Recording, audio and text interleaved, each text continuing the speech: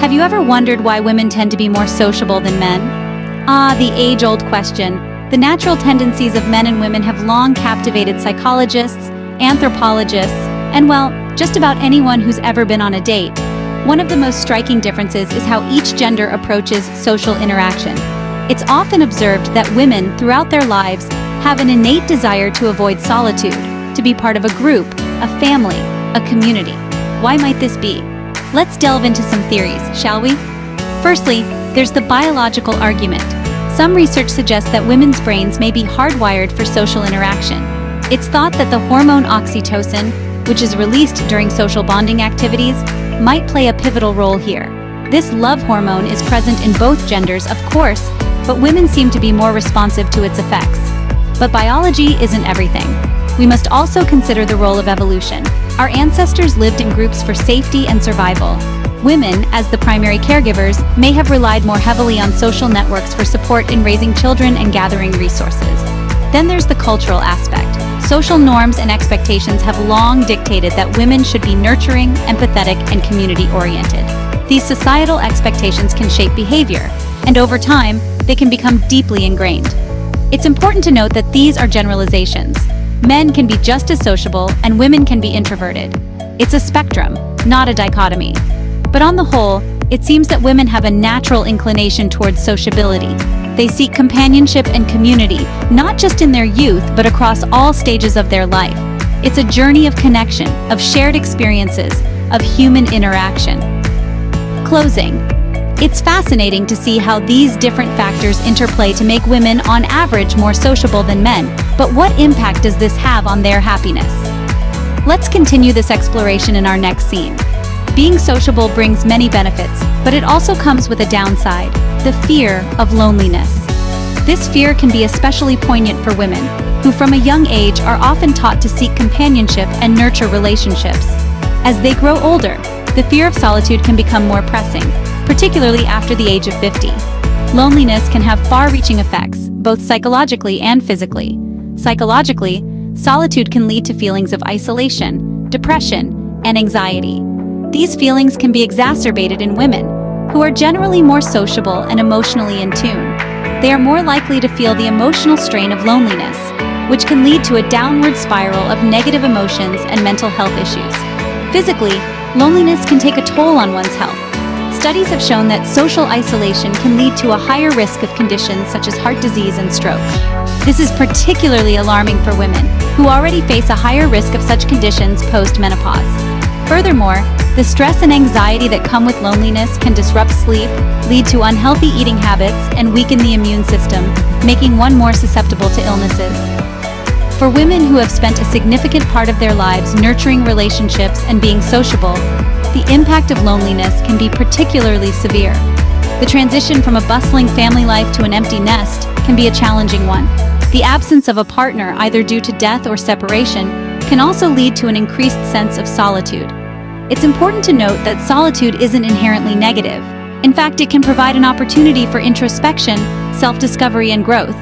But for women who thrive on social interactions, the fear of loneliness can overshadow these potential benefits. So, it seems that for women, being sociable can be a double-edged sword. But what happens when they reach old age accompanied by family and loved ones?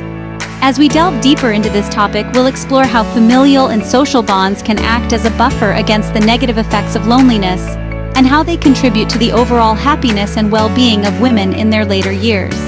Before we continue, we just wanted to take a moment to say thank you for watching this video.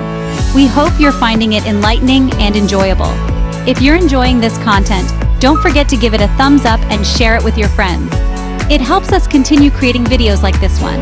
Now let's continue with our exploration of women's sociability and how it impacts their happiness and well-being. Stay tuned for the next scene where we delve into the role of family, love, and happiness in a woman's life. Imagine reaching the age of 50, surrounded by a loving family. How does that compare to a life spent alone? Let's dive into some research that shines a light on this question.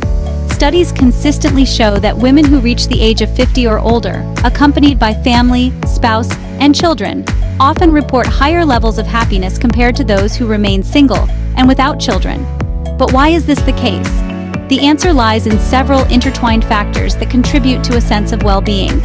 One of these factors is emotional support. Being part of a family means having a network of people who are there for you, not just in times of crisis, but also in the day-to-day ups and downs of life. This emotional backing can act as a buffer against stress and can increase resilience, leading to a more balanced and contented outlook on life. Companionship is another key factor. The human need for companionship is a deeply ingrained aspect of our psychology. Having a partner, children, and even grandchildren around can fulfill this need, providing a sense of companionship that is difficult to replicate outside a family setting. This companionship gives life a sense of purpose and direction, and can help to alleviate feelings of loneliness and isolation. Then there's the sense of belonging. Being part of a family means being part of something bigger than oneself. It instills a sense of identity, purpose, and continuity that can be deeply fulfilling. This sense of belonging can also contribute to a more positive self-image, which in turn can boost overall happiness levels. So while every woman's experience is unique, and there are certainly many happy single women over 50, the research does suggest a trend. The sociability of women, their inclination not to be alone, seems to be a key factor in their happiness as they age. As we see, the sociability of women, their inclination to not be alone, seems to be a key factor in their happiness as they age. So, what can we take away from all this? Well, it's quite simple, really. Women's sociability is not just a mere character trait. It is deeply intertwined with their happiness and well-being. The more social connections they maintain, the happier they are likely to be. This isn't just about having a partner or children, but about a broader network of relationships that provide support, companionship, and a sense of belonging. Understanding this dynamic is crucial, not just for women, but for society as a whole. It underscores the importance of fostering social connections and a sense of community, particularly for women as they age. It's a wake-up call to us all to value our relationships and to invest time and effort into nurturing them. In the end, it seems clear. For women, being sociable isn't just a trait. It's a crucial part of their happiness and well-being. Thank you for joining us on this exploration of women's sociability. We hope this journey has sparked your curiosity and encouraged you to continue exploring and understanding the social dynamics that shape our lives. Remember, everyone's experience is unique, and your insights could help someone else understand their own journey better. So why not share your thoughts and experiences in the comments below? Let's continue this conversation and deepen our understanding together. Until next time, stay curious and keep exploring.